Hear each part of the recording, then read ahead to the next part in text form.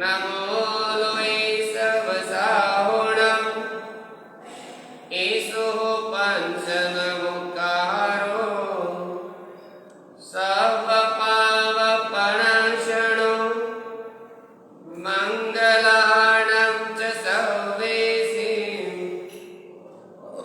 पदमं हवै मंगलम् नमो दुर्वार रागानि वेरिवारि निवारिणे अर्हते योगिनाथाय महावीराय तारिणे कल्याणपदपरामं श्रुतगंगा हिमाचला विश्वाम्भोजरविन्देवं वन्दे श्रीज्ञातनन्दनम्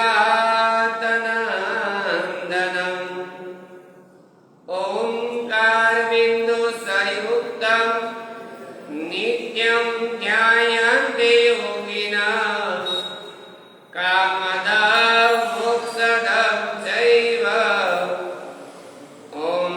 ओंकाराय नमो नमः।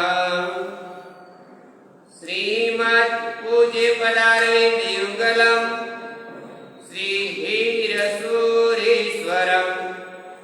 तत्शिष्यं विजयादिविततिलकं रोद्धिं च चारित्रकं रङ्गं तेजमनुक्रमं च यशवन् तं कौशलं तं जितं वन्दे श्रीजयहर्षचन्द्रविजयान् वन्दे हितं हिमाचलम् वन्दे हितं हिमाचलम्।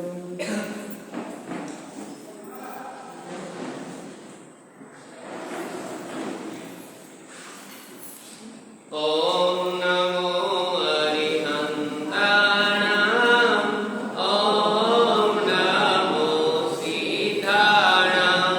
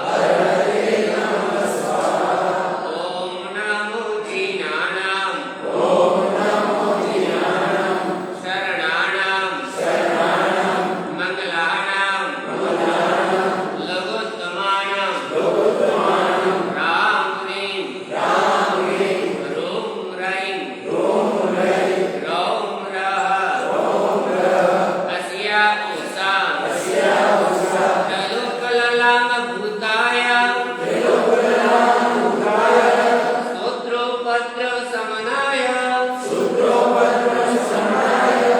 अर्हते नमः स्वाहा। ॐ नमो जीनानां शरणानां मंगलानां लघुत्तमानां राम ह्रीं रूं ह्रैं रौं रः अस्या उषा कलोकललामभूताय शूद्रोपद्रवशमनाय अर्हते नमः स्वाहा। अर्हते नमः स्वाहा। अर्हते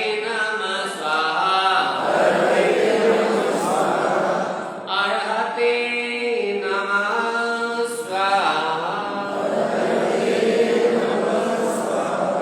प्राप्त।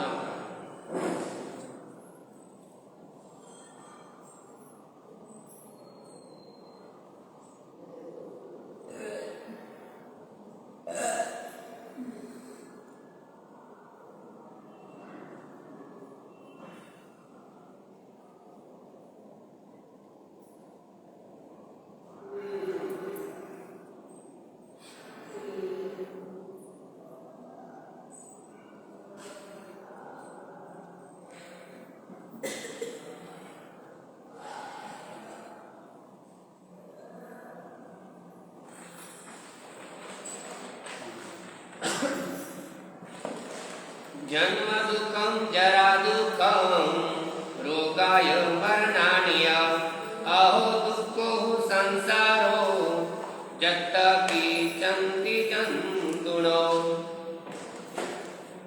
अनंत करुणा के सागर परमधारक अर्जन परमात्मा के शासन की प्रभावना करते हुए शास्त्रकार भगवान तो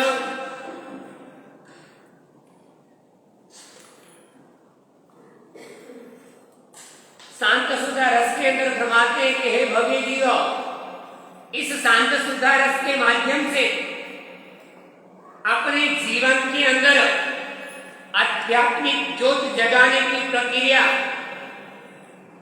अपनी आत्मा की तरफ आकर्षित करने की प्रक्रिया और इस संसार में रहते हुए जीव अपनी आत्मा का कल्याण कैसे साधे, इसलिए ज्ञानी भगवंतों ने इस शांत सुधा रस के अंदर आत्मा की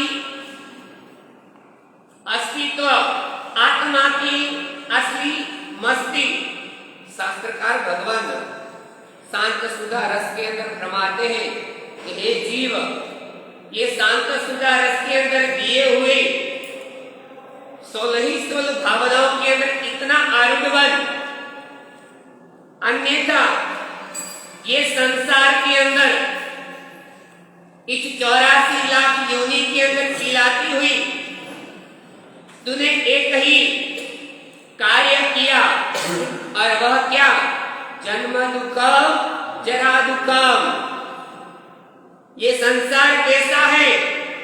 जिस संसार में आने के बाद जन्म का दुख, जरा का दुख और मृत्यु का दुख, ये दुख रूपी स्टेशन यानी संसार। और यही शास्त्रकार भगवान शांत सुधा रस के अंदर तीसरी चरण के अंदर बताते हैं संसार भावना। ये संसार कैसा है? इस संसार की असारता को दर्शाते हुए ज्ञानी भगवंतों ने कहा है, इस संसार के अंदर आए हुए हर एक प्राणी और उस हर एक प्राणी के साथ रहे हुए संबंध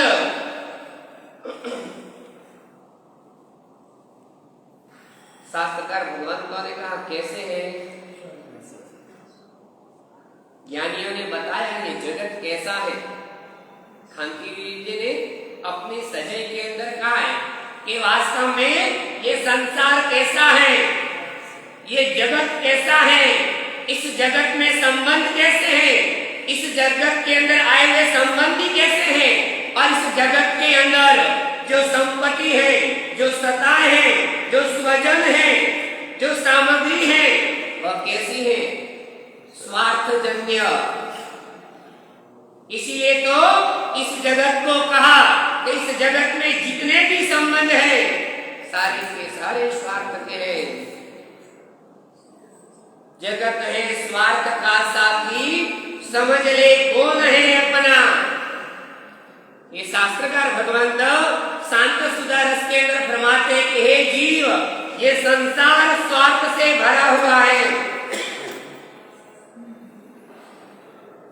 इसलिए तू सावधान हो। इस संसार का हर एक संबंध, चाहे माता हो, चाहे पिता हो, चाहे भाई हो, चाहे बहन हो, चाहे मामा हो या मामी हो, एक एक संबंध का पात्र। शास्त्रकार भगवान कहते हैं ये संसार असार है और ये संसार स्वार्थ के ऊपर टिका हुआ। और अगर तू इस संसार की भावनाओं के अंदर मुक्त बन गया तो क्या होगा? दुख दुख ये दुख, सुख कभी नहीं आएगा। और इसलिए ध्यान में मैंने कहा, परिवार एक बार अकबर अपने सैनिकों के साथ जा रहा था। अकबर ने ऐसी सवाल किया, तानसेन से सवाल किया, भाई बताइए कि संसार के अंदर, इस संसार में सबसे बड़ा महान कौन है? इसने कहा, अकबर ने तानसेन से कहा, भाई इस संसार से सबसे बड़ा महान कौन?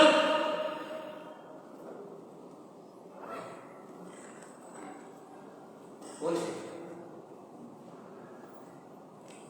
उसने कोई जवाब नहीं दिया। एक मंत्री ने कहा, बराबर जचा नहीं। दूसरी बार कहा कि संसार के अंदर सबसे बड़ा कोई है तो सबसे बड़ा कौन है? उसने कहा मां। क्या कहा? इस संसार में सबसे महान है, सबसे महान है तो कौन है? मां। मां की होड़ कोई नहीं कर सकता। और उस समय उसने अपना सर हिलाया कि मैं नहीं मानता, इस संसार के अंदर सारे के सारे संबंध स्वार्थ से हैं। उसने सर हिलाया। अकबर ने क्या बात है? उसने कहा मैं नहीं मानता। बाकी बातों में आगे जा रहे थे, इतने में अकबर की दृष्टि पड़ती है एक झाड़ के नीचे बैठी हुई बंदरिया पर। और उस समय वो बंदरिया अपने पुत्र को प्रेम कर रही थी, लाड लड़ा रही थी, वात्सल्य दे रही थी। और उसी समय कटाक्ष शब्दों से अकबर ने तानसेन को कहा, देख ये मां का ममत्व,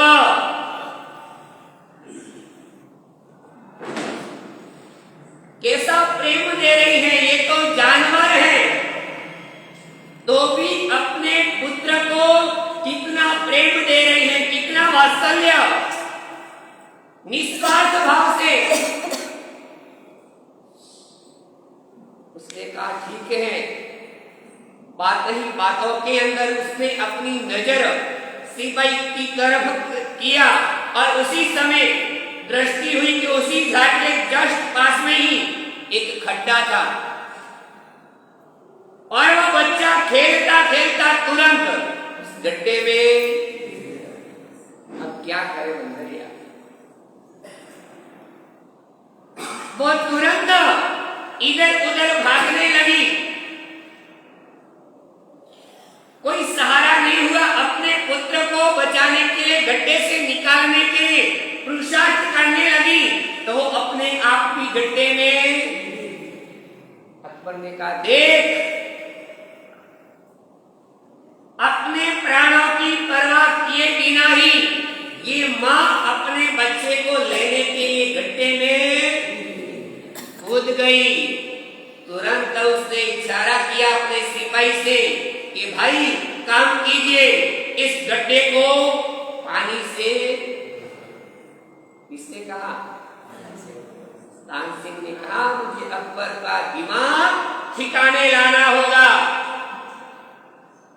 उसने तुरंत सिपाही के कहने से उस गड्ढे के अंदर पानी छोड़ा। धीरे धीरे धीरे वो पानी उस गड्ढे में आने लगा, और जैसे ही पानी गड्ढे में आया तो बच्चा डरने लगा, हड़बड़ाने लगा, क्योंकि मौत नजदीक दिखाई दे रही है। उस समय तुरंत उसकी मां ने अपने बच्चे को गोद में ले लिया, और ये कौतुक देखने के लिए तुरंत वहां पर स्थिर रहते, दोनों खड़े रहते, देखते, देख ये मां का ममत्व। उसने अपने बच्चे को ऊपर ले लिया, मगर पानी का स्रोत चालू ही था। धीरे धीरे धीरे उस गड्ढे के अंदर पानी कमर तक आ गया, कमर से भी वह पानी ऊपर तक आने लगा। और यही दृश्य देखकर अकबर कहता है, अभी तो समझ जा, मैंने कहा था तुझे, मां से बढ़कर कोई ही नहीं, संभल जा। देखो तो सही, और वह धीरे धीरे पानी कमर से भी ऊपर आ गया, सीने तक आने लग गया पानी। अब क्या करना? अपने बच्चे की रक्षा करने के लिए उसने तुरंत अपने बच्चे को कंधे पर। अकबर कहता, अभी तक तेरी सांस ठिकाने नहीं आई, देख खुद पानी के अंदर खड़ी है, खुद के प्राण संकट में है, असहाय अवस्था के अंदर है, तो भी ये क्या कर रही है? अपने बच्चे को। वो कहता, भाई संसार स्वार्थ का ही है। और उस समय वह पानी धीरे धीरे गले तक आ गया, और धीरे धीरे पानी नासिका तक आ गया। अब जैसे ही नासिका तक पानी आता है तो श्वास लेना, जब अपने आप पर संकट आता है उस समय व्यक्ति कुछ सोचता नहीं। पानी नासिका तक आने लग गया, श्वास लेना मुश्किल हो गया, पानी धीरे धीरे आ रहा है, और तुरंत उस बंदरिये ने देखा, अब मेरे प्राण संकट में है, अगर अभी मैंने मेरी रक्षा नहीं की तो मैं। और उसने तुरंत अपने कंधे पर बैठा हुआ बच्चा हाथ से खींचा और पैरों तले दबाकर खुद ऊपर। उस समय तानसेन ने कहा, देख इस संसार की हालत, के संसार में जीव कैसा होता है।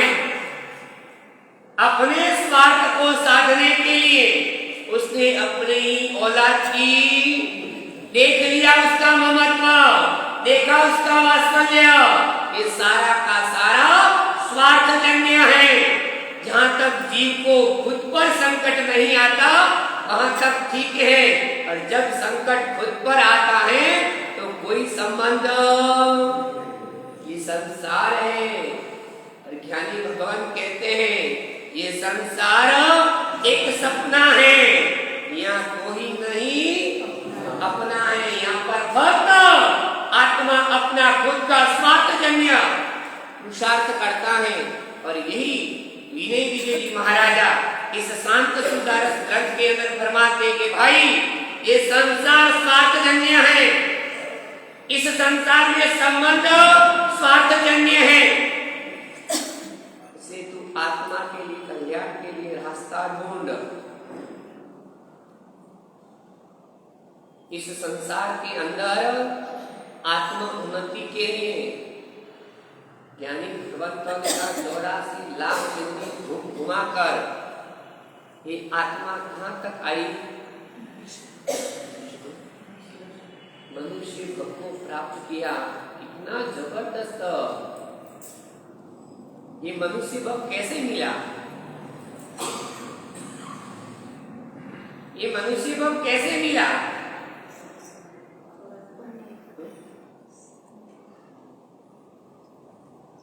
इस संसार के अंदर शास्त्रकार भगवान कहते हैं एक भी ऐसी कोई योनि नहीं, इस संसार में ऐसा कोई पदार्थ नहीं, इस संसार में ऐसा कोई सुख नहीं जो अपनी आत्मा ने अनंत बार उसका भोग नहीं किया हो। क्या कहते हैं? संसार के ऐसे एक भी संबंध नहीं, ऐसा एक भी सुख बाकी नहीं कि अपनी आत्मा ने उस सुख को अनंत अनंत बार नहीं भोगा हो। जीवात्मा इस संसार में आने के बाद क्या करता?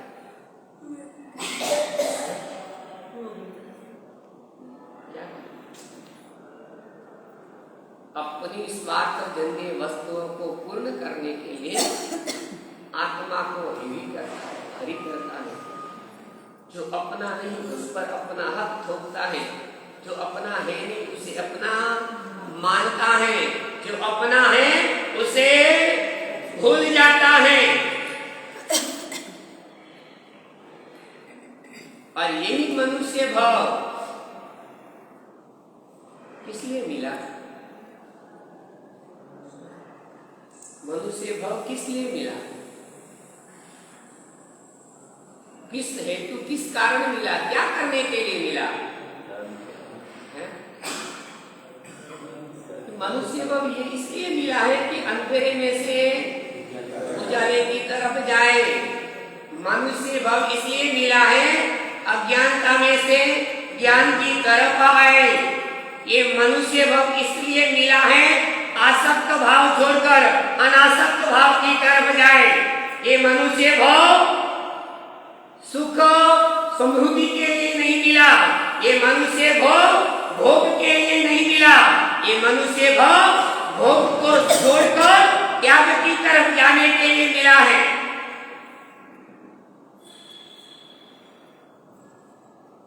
ये मनुष्य भाव आराधना करने के लिए मिला है। ये मनुष्य भाव धर्म को स्वीकार करने के लिए मिला है। ये मनुष्य भाव मोक्ष की प्राप्ति करने के लिए मिला है। ये विनय विजय जी महाराजा फरमाते हैं जीव अभिजज्ञा, अरे किस किस की बात करता है? तो समझता है घर मैं ही चलाता हूं, तो ये झूठी झंखना में जी रहा है। मेरे अलावा मेरे घर का क्या होगा? ये झूठी आकांक्षा है। मेरे बिना मेरे परिवार का पोषण नहीं होगा, ये झूठी आकांक्षा है। मेरे बिना मेरी पत्नी नहीं जी सकती, ये झूठी आकांक्षा है। और इसे झूठे स्वप्न एवं संबंध के अंदर तुम तेरी अस्तित्व को भूल जाता है, अपने आप को भूल जाता है, अपने अस्तित्व को भूल जाता है, अपने लक्ष्य को भूल जाता है।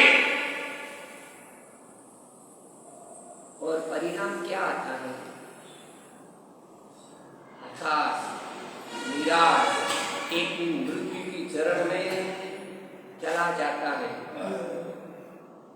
और इसलिए ज्ञानी भगवंतों ने कहा कि मनुष्य का भोग मिला है, धर्म करो, अन्यथा कर्म को जरा भी शर्म नहीं आती। ये कर्म कभी शर्म नहीं करता, ये कर्म कभी सृष्टि सीमंत नहीं देखता, ये कर्म दिन एवं रात नहीं देखता, ये कर्म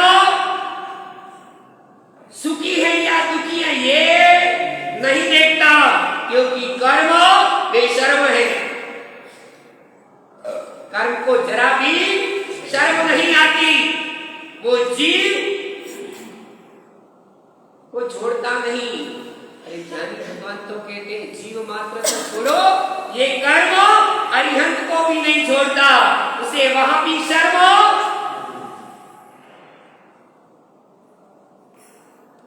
प्रभु महावीर को भी नहीं छोड़ता। कहते हैं शर्म शरण और शर्त।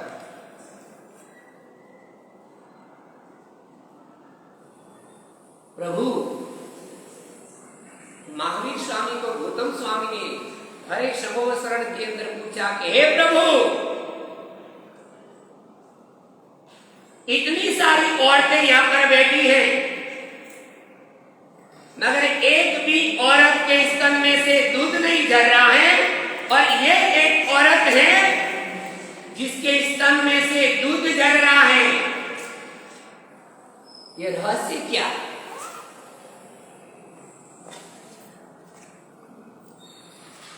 भगवान से गौतम स्वामी ने शंभव शरण के अंदर प्रभु से सवाल किया, बताइए प्रभु, अभी अभी जो ये औरत खड़ी है, इसके स्तन में से दूध झर रहा है, इसका क्या रहस्य?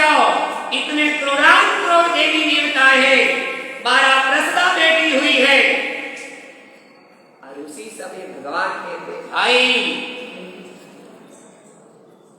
कर्म को शर्म नहीं।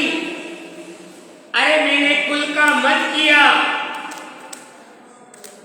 मैं इतना मस्त कुल बन गया, मैंने मेरे कुल का गर्व किया, मैं कौन, मेरे दादा कौन,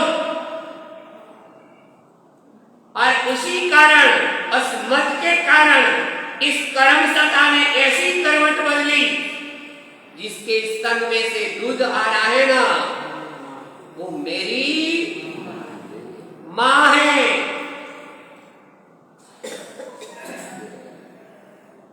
भगवान कहते हैं मुझे 82 दिन तक इसके गर्भावास के अंदर रहना पड़ा। अरे एक तो कर्म को जरा भी शर्म नहीं, तीर्थंकर की आत्मा होने वाली, तीर्थंकर बनने वाली, आने वाले 24 के इसी में अंतिम तीर्थंकर बनने वाला, तो भी इस कर्म ने मेरे साथ क्या किया? कल्पना करो, अपन कोई कार्य करते हैं, कभी अपने को कर्म ख्याल आता है? वहां देखो अरिहंत परमात्मा, तीर्थंकर परमात्मा को भी इधर से उधर करने में कर्म राजा को शर्म नहीं, क्योंकि ये सत्य है, ये महापुरुष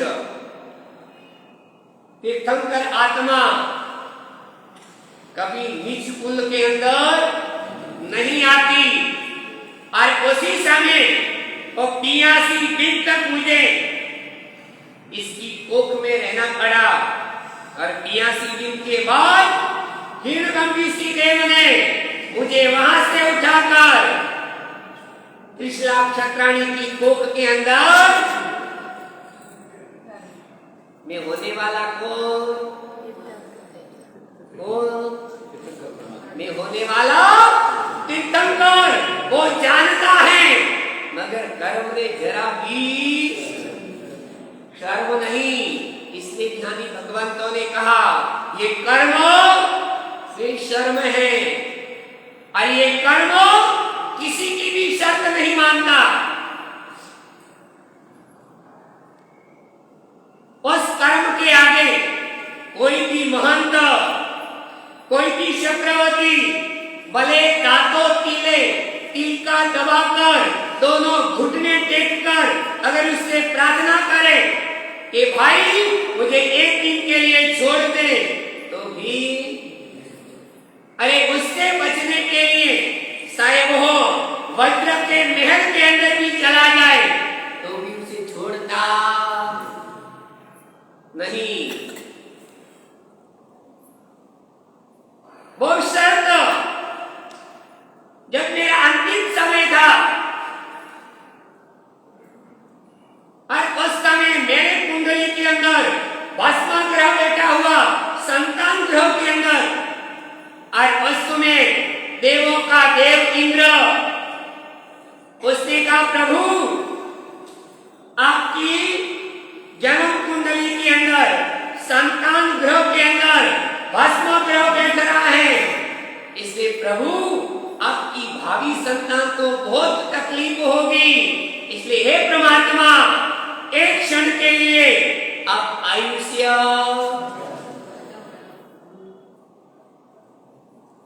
इंद्र शर्त कर रहा है, शर्त मांग रहा है, कितनी? आप भक्त एक क्षण के लिए रुक जाइए, भावी संतान दुखी न हो, मगर एक भी शर्त इस कर्म ने नहीं छोड़ी, न भूतो न भविष्यति, और तुरंत भस्म ग्रह बैठा हुआ था, जानता हुआ था, मगर कर्म ने एक क्षण के लिए भी मुझे छोड़ा। ये संसार, ऐसा ये संसार के अंदर, इसलिए ज्ञानी भगवंतों ने कहा कि हे जीव सुकृत कर्म कीजिए, इस संसार की भावनाओं के अंदर, इस संसार की सामग्री के अंदर, इस संसार के संबंधों के अंदर आसक्त मत बनिए। ये मनुष्य का भव आत्म उन्नति करने के लिए मिला है, ये मनुष्य का भव 84 लाख योनि में अटकने के लिए मिला है, ये मनुष्य का भव मोक्ष की प्राप्ति करने के लिए मिला है। इसलिए हे जीव इस झूठे संसार के संबंधों में आसक्त मत बन, इस अज्ञान रूपी अंधकार में मत पड़। कितने संबंध किए तूने, एक भी ऐसा संबंध नहीं कि तूने अनंत बार तक नहीं किया हो। कभी एक भव के अंदर मां बनता है तो दूसरी भव के अंदर पत्नी बनता है, वही पत्नी दूसरे भव के अंदर मां बनती है, वही मां दूसरे भव के अंदर तेरी पत्नी बनती है। कैसा सुखों का भोग करता करता ये दुख के दावानलों में जा रहा है। विनय विजयी महाराजा फरमाते हैं कि हे जीव एक भी संसार का सुख भोगने जैसा नहीं, ये संसार में एक भी ऐसा पदार्थ आसक्त होने जैसा नहीं। ये संसार है, इसमें अंधा मत बन, क्योंकि इन संसार में आई हुई आत्मा एक एक भावनाओं के पीछे पागल बनती है, आशाओं के पीछे पागल बनती है, इच्छाओं के पीछे पागल बनती है।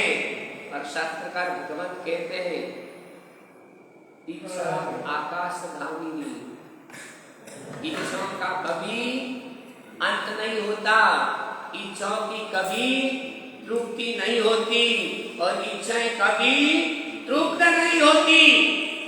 एक जगाते हो तो दूसरी पैदा होती है और दूसरी शांत नहीं होती तो तीसरी उत्पन्न होती है। तीन जोड़ते हैं तो 13 टूटती है ये संसार। और इन्हीं इच्छाओं के पीछे आदमी अपने जीवन को बर्बाद कर देता है। एक आत्मा, एक युवक नगर के अंदर घूम रहा है, कोई शरण नहीं देता, कोई सांत्वना नहीं देता, कोई सहायक नहीं बनता, सबसे प्रार्थना करता है मुझे कुछ नहीं चाहिए, फक्त एक टाइम का भोजन भी दे दो तो भी मुझे बहुत है। किसके लिए दौड़ रहा है? फक्त पेट भरने के लिए, इच्छा आकाशगामिनी। एक पेट भरने के लिए वो प्रार्थना करता है और कुछ नहीं चाहिए, बस मुझे आज का दिन का पेट भर जाए, इसके अलावा बस आप जैसा कहो वैसा करने के लिए तैयार, मगर मेरा पेट भरे इतना ही, उससे ज्यादा दर दर ठोकरे खाता है, मगर कोई उसे हाथ नहीं घुमाता, हाथ नहीं फेरता, हाथ नहीं पकड़ता।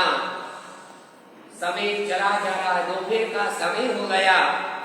एक ट्रेन में से एक सेठ उतरता है और जैसे ही सेठ उतरता है घर के लिए जाता है, उसे ख्याल आता है आज घर खोल रहा हो तो घर के लिए सामग्री तो जरूरी है, इसलिए वह सेठ ने सामने दुकान देखी और अनुमान लगाया दुकान से कुछ नहीं, थोड़ा कुछ घर के लिए और तो हो ना हो, मगर घर के अंदर आटा तो है ही, और यहां से मैं उस दुकान से घी खरीद लूं ताकि एक आटा और दूसरा घी, तीसरा पानी, तो एक टाइम तो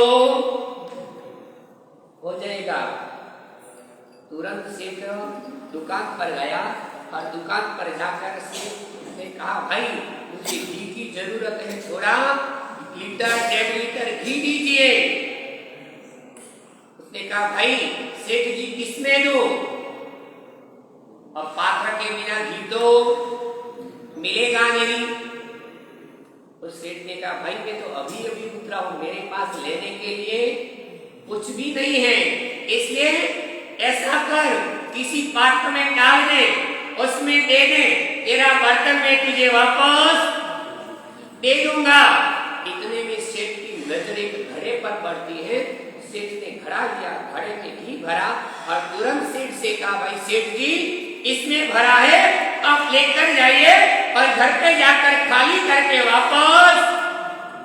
अब सेठ नया नया उम्र वाला है, एक हाथ में बैग है, उसे पकड़ना कैसे, दुकान से बाहर आया, नजर दौड़ाता है, बाई चांस कोई मिल जाए उसे साथ में लेकर जाओ।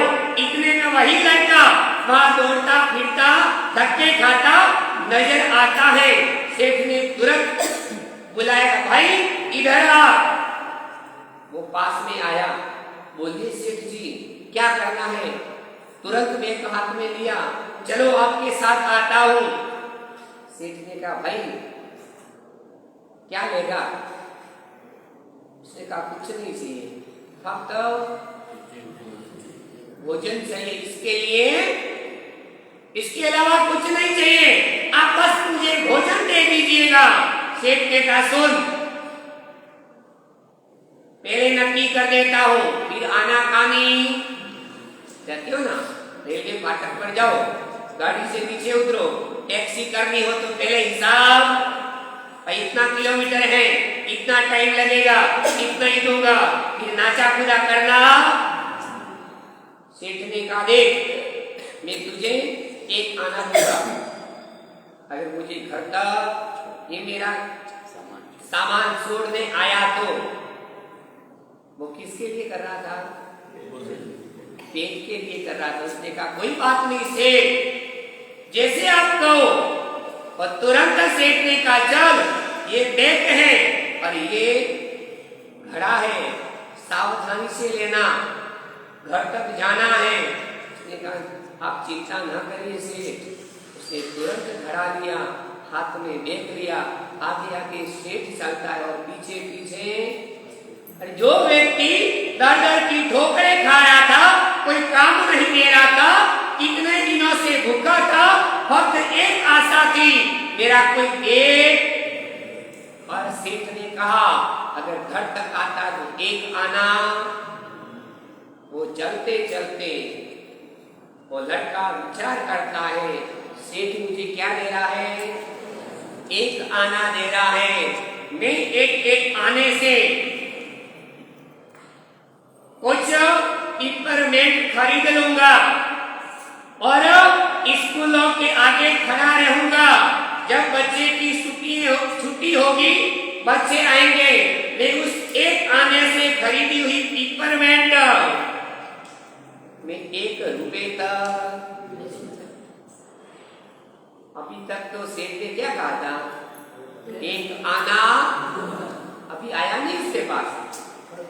ये संसार की हकीकत। इच्छा आकाशगामिनी।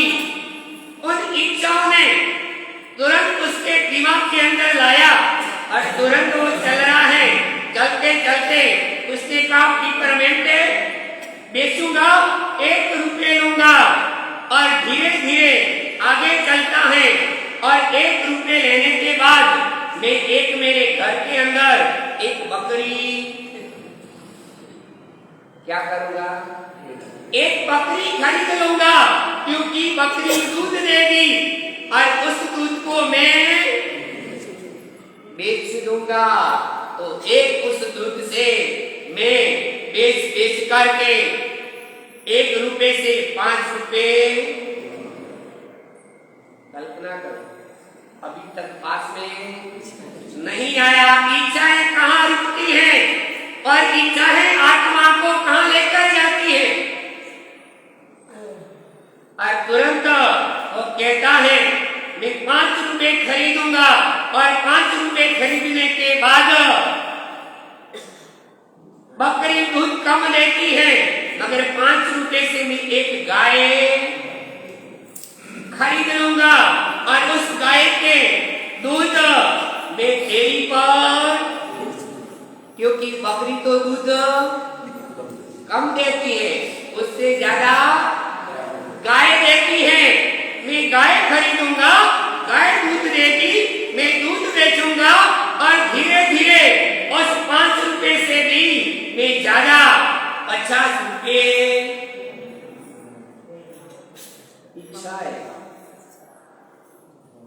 आत्मा को कंगाल करती है। इच्छाएं आत्मा को दुर्गति में लेकर जाती हैं और इच्छाएं कभी तृप्त नहीं होती। वो अजर है, अमर है। और धीरे धीरे 50 रुपए खरीदूंगा। अरे गाय का दूध तो कम होता है, मगर उसी 50 रुपए से मैं एक भैंस,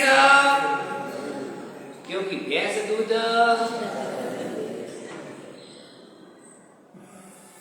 ज्यादा देती है, मैं भैंस खरीदूंगा और भैंस खरीदने के बाद मैं अपने घर पर ही दूध की डेयरी बना दूंगा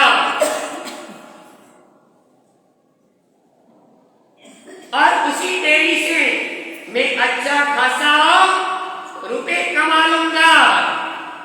मगर अच्छा खासा रुपए आने के बाद में भी उस रुपए का उपभोग नहीं करो और उस रुपए से क्या काम? इसलिए मैं उस रुपए से एक अच्छी सुसंस्कारी किसी कन्या से शादी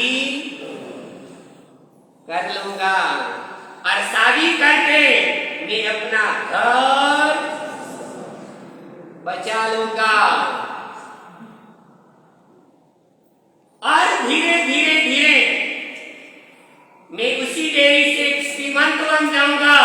खुद की एक डेयरी होगी, अच्छा धंधा होगा और उसी डेयरी के धंधे से करते करते मैं सुकन्या के साथ शादी कर लूंगा और शादी करने के बाद मैं एक मेरा छोटा सा आपकी तरह बॉम्बे में गए, भाड़े पर रह रहे थे। आपकी तृष्णा शांत नहीं हुई, क्या करना?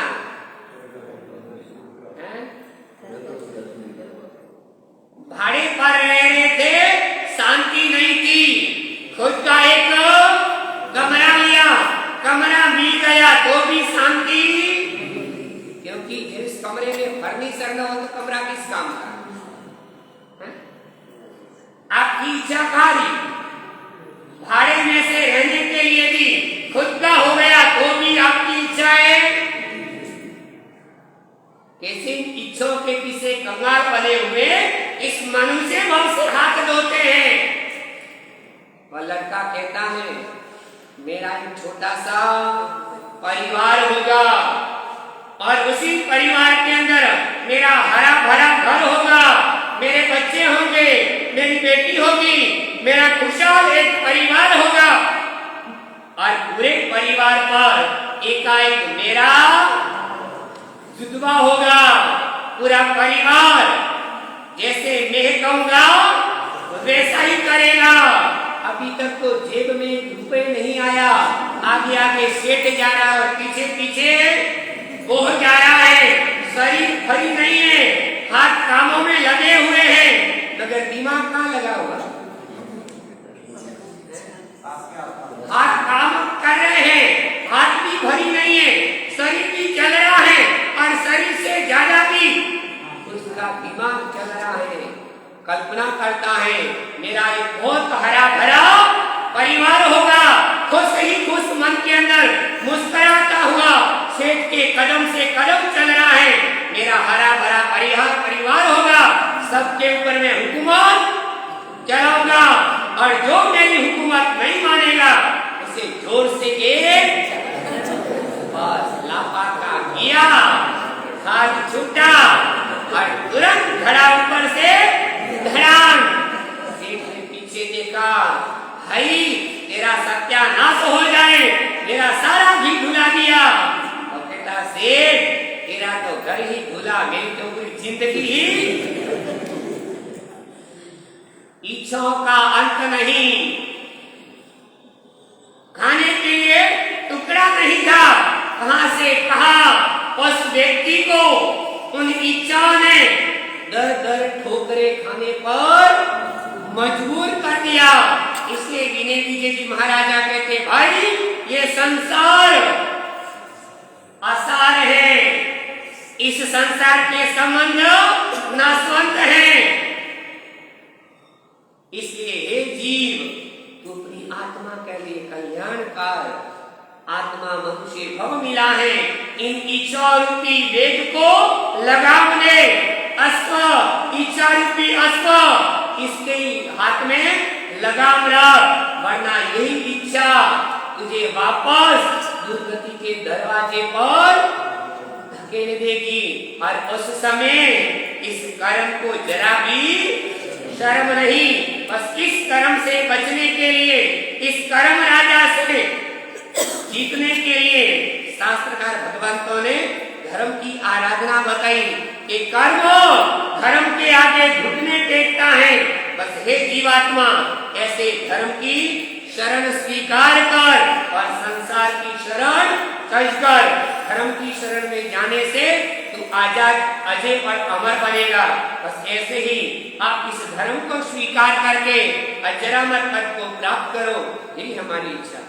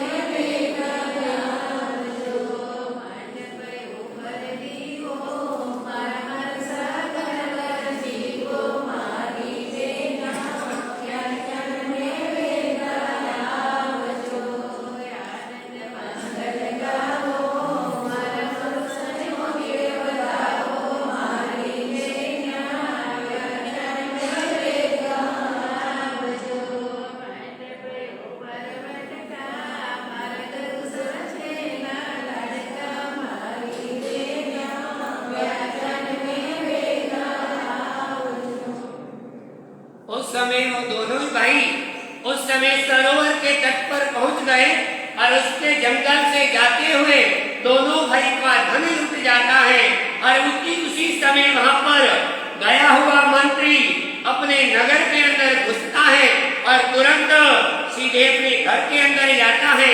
घर में जाने के बाद वो टेलता है, अब राजा के पास जाना है।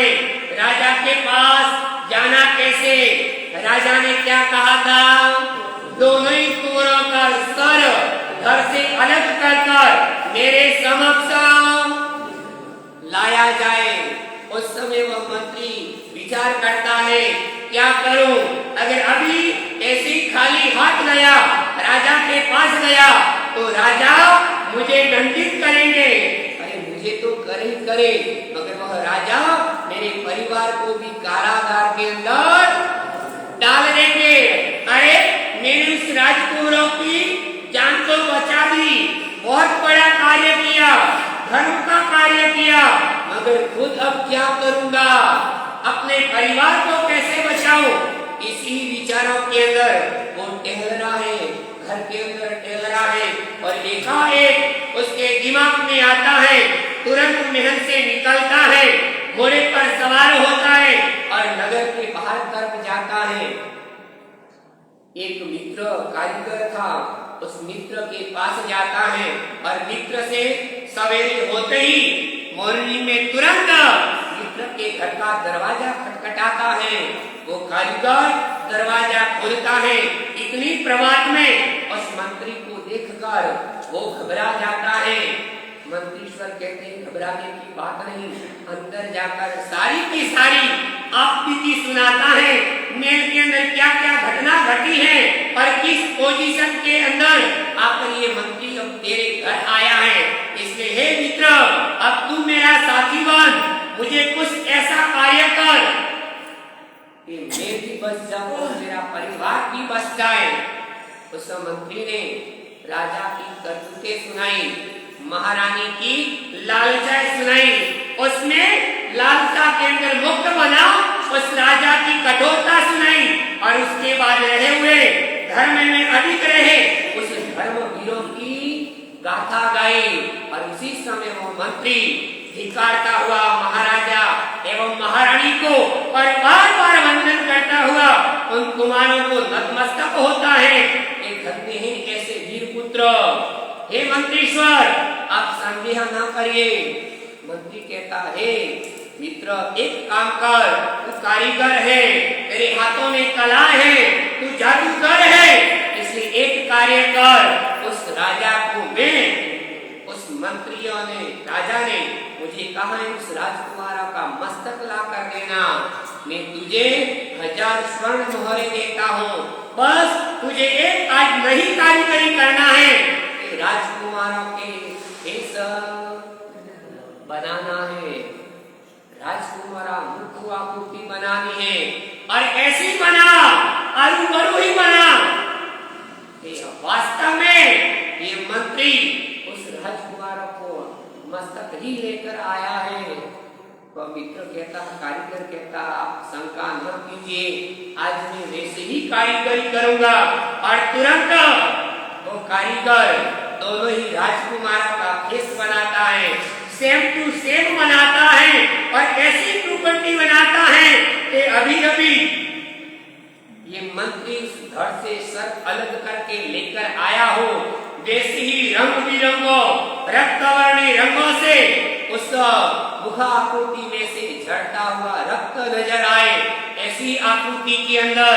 और तुरंत सेनापति उन मुखों को लेकर एक हाथ में तलवार और दोनों हाथ, एक हाथ में दोनों ही राजकुमारों का मुख है और लेकर तुरंत राज दरबार की तरफ जाता है, राजमहल में जाता है।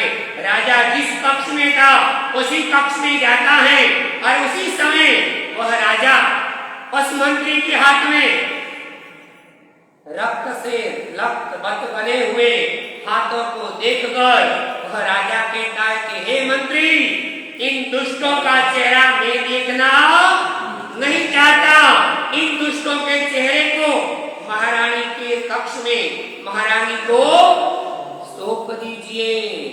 ऐसा संसार जिसने जन्म दिया, जिसने बड़ा किया, जिसका पुत्र वही पिता एक काम भोग में आसक्त बनकर अपने ही पुत्रों को अपने ही मंत्री के हाथों से जो कांटे लगने पर भी चित करता था, वही पिता आज अपने पुत्रों का जीवन समाप्त करने पर डुल गया ये संसार। और तुरंत मंत्री वहां से निकलता है, रानी की कक्ष में जाता है। रानी आक्रोश के अंदर बैठी हुई और उसी समय वह मंत्री अपने मस्तक हाथ में लेकर उस रानी के कक्ष में जाता है और तुरंत रानी की गोद में दोनों ही मस्तक रख देता कि हे महारानी, आपने जैसा ही कहा था वैसा ही मैंने किया है। वह महारानी इतनी उनके प्रति प्रतिशोध की ज्वाला अपने गोद में पड़े हुए राजकुमार को वदन को देखकर मन ही मन खुश होती है। और वह महारानी क्या करती है और उस समय क्या कहावत बनती है, उस समय के अनुसार कहेंगे। प्रभु आज्ञा में कुछ का हो अभी नहीं आ सकते।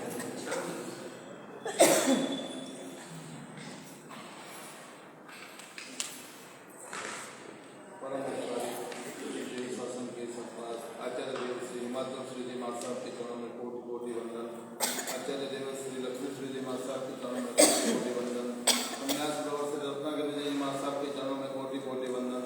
कन्यास प्रवर श्री विद्यानंद जी माता साहब के चरणों में कोटि कोटि वंदन। चारित्र आत्माओं के चरणों में कोटि कोटि वंदन। अनुरागी भाई बहनों को सादर जय जय में प्रणाम। तपस्वी सादा में ऐसा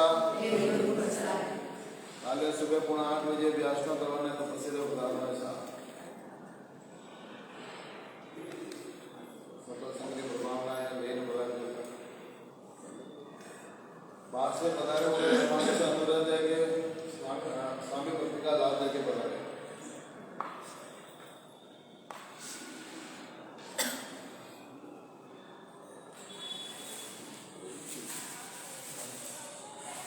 धन्य तपस्वी धन्य तपस्या, धन्य तपस्वी धन्य तपस्या, धन्य तपस्वी धन्य तपस्या, धन्य तपस्वी धन्य तपस्या, धन्य तुम्हारा मनोरथ ने, धन्य तुम्हारा मनोरथ ने, देव गुरु और धर्म कृपा दे, देव गुरु और धर्म कृपा दे, देव गुरु और धर्म कृपा दे, देव गुरु और धर्म कृपा दे, तुम शरीर साता हो जो, तुम शरीर साता हो जो, हम शरीर साता हो जो, हम शरीर साता हो जो, शासन देवी की असीम कृपाए, शासन देवी की असीम कृपाए, शासन देवी की असीम कृपाए, शासन देवी की असीम कृपाए, तुम मनोरथ पूर्ण हो जो, तुम मनोरथ पूर्ण हो जो, तुम मनोरथ पूर्ण हो जो। तुम मनोरथ पूर्ण हो जो। अब दो सवाल भाइयों के लिए। 3 तारीख को कन्यास प्रवर श्री विद्यानंद विजय जी महाराज साहब की पुण्य तिथि है। उस निमित्त 108 आमिल करने का लक्ष्य रखा गया है। तो परसों के दिन जिसको भी आमिल करने का ज़्यादा से ज़्यादा भाव रखें और अपना नाम पेज पर लिखावे। भाइयों के लिए पहला सवाल है कि मनुष्य का भाव किस लिए मिला है और क्या करने के लिए मिला है? बस मिला है।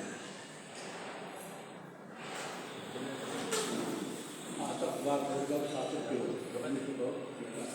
और ये मतलब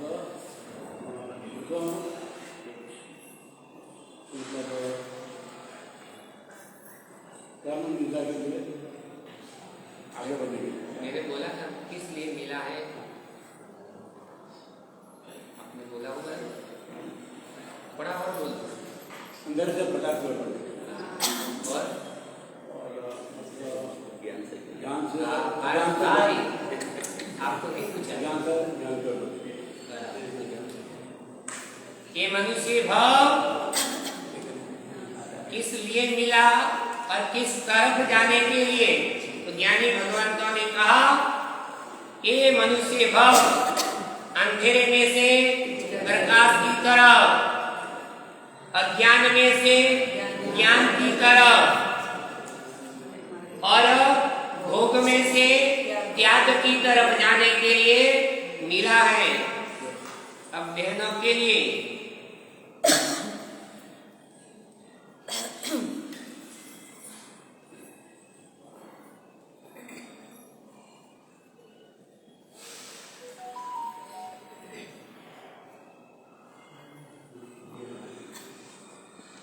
ये संसार कैसा है, ये किस पंक्ति में मालूम पड़ता है।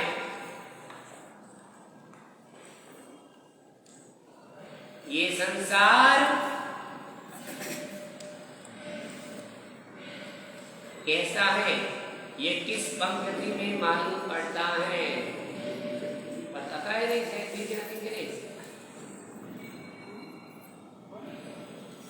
बोलो बोलो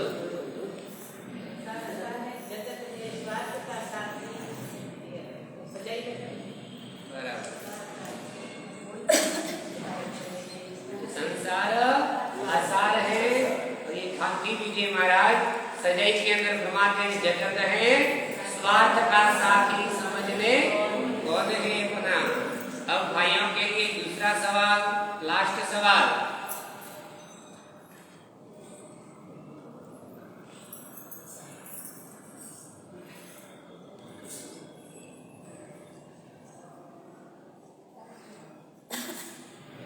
अकबर ने किससे क्या प्रश्न पूछा और वह कैसी निकली। बोला जगदीश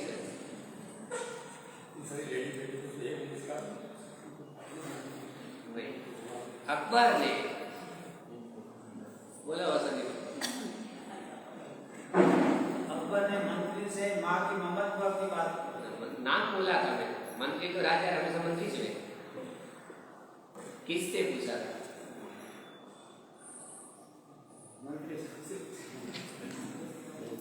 बोले बाबू भाई। अकबर ने कांसल मंत्री से पूछा, कैसी निकली वो स्वाति अपनी जब अभी अकबर पर आई तो वो स्वाति से बाहर निकली। अकबर ने तानसेन से पूछा था और वह भी मां स्वाति निकली।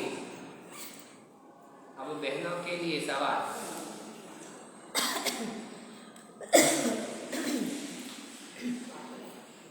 अब इजी है बहनों के लिए, बहनों के लिए एक सवाल,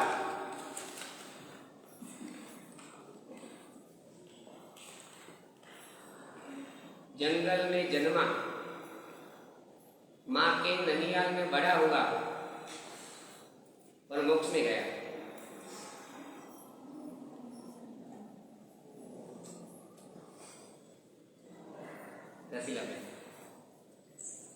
हनुमान जी।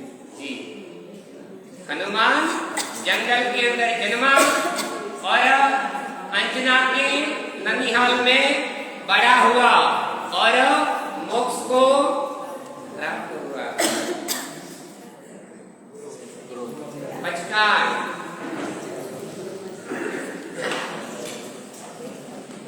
सूर्योदय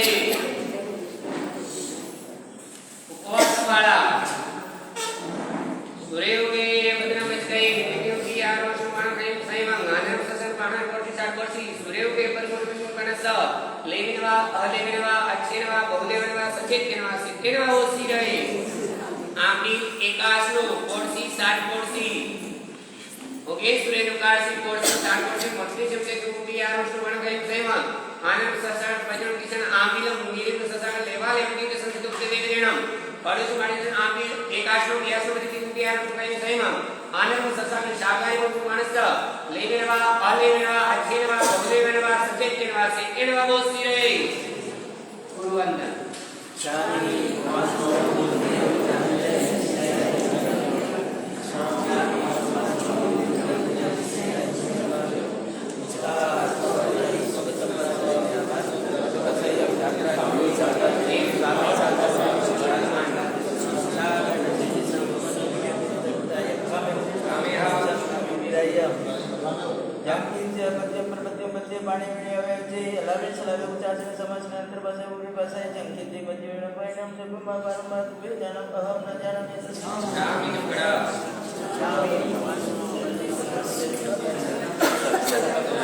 सभी तपस्वी साधा में हो सर्वमंगलमांगल्यं सर्वकल्याणकारणं प्रदानं सर्वधर्माणां तेनां जयति शासनम् હું ઈકી જ આદત થી નહીં નહીં હું તો આવે સર વેડે થોડું કઈ